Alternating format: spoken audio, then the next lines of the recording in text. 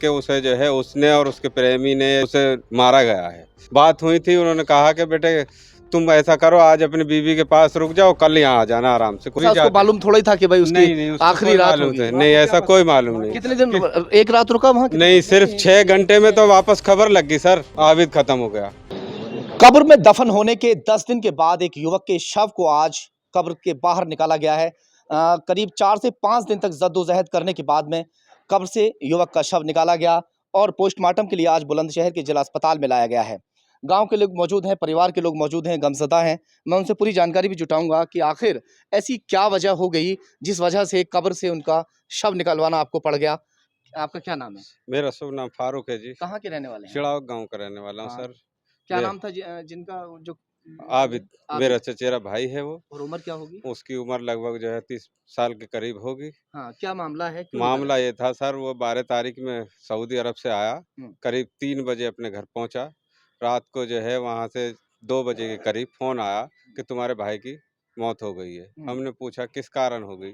उन्होंने बताया कि मोबाइल का चार्जर लगा रहे थे, वो मोबाइल डैमेज हो गया, उसके फटने के कारण मौत हो गई।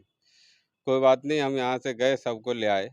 लाने के बाद हमने जो है उसको दफ़न कर दिया एक विश्वास की खातिर कि मियाँ-बीवी का मामला है, कोई दिक्कत नहीं होगी।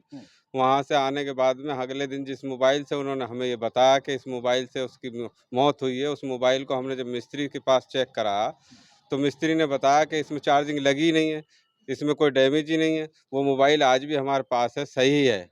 तो हमें शक है कि उसे जो है उसने और उसके प्रेमी ने जिससे भी उसे मारा गया है।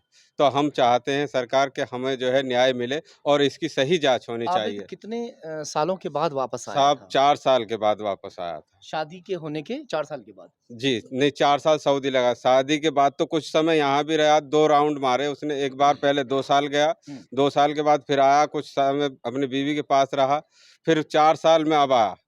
कोई विवाद चल रहा हो बीवी के साथ में, किसी तरह की कोई झगड़ा या कोई वो ससुरालियों से? दरअसल बात ये है कि झंगीरा बात, लेकिन एक बार ऐसा हुआ था कि हमारी सिस्टर जो थी छोटी, वो वहाँ गई थी, तो ऐसा महसूस हुआ था और उसको बताया भी था, लेकिन हमने उस बात को इग्नोर कर दिया कि वो जो है किसी प्रेमी से फ़ोन पे बतलाती है।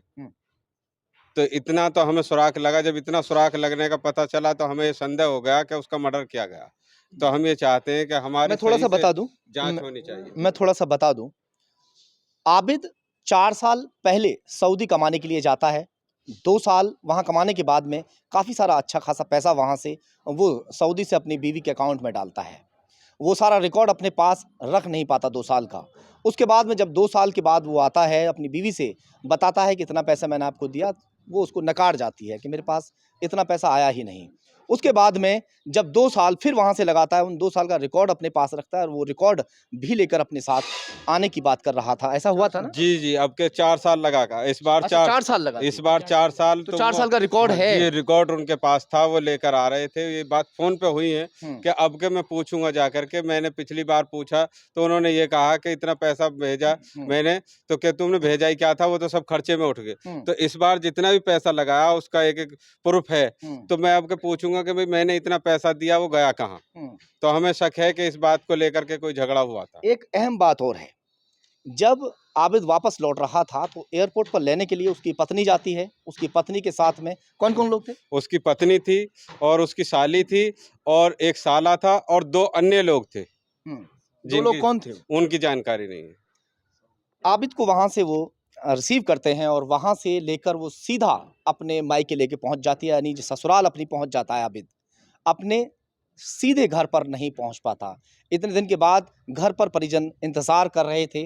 फ़ोन पर लगातार बातें हो रही थीं। वो अपनी माँ से ये कहता है कि माँ मैं फ़िलहाल इनके साथ जा रहा हूँ, कल सुबह मैं आपके पास आ जाऊँगा।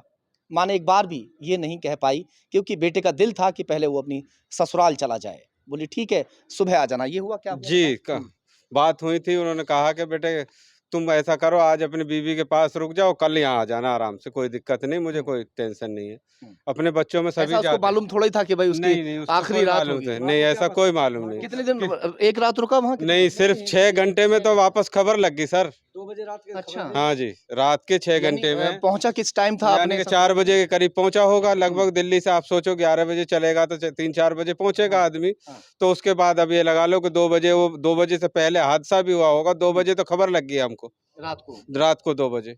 कि आबिद खत्म हो गया। आबिद खत्म हो गया।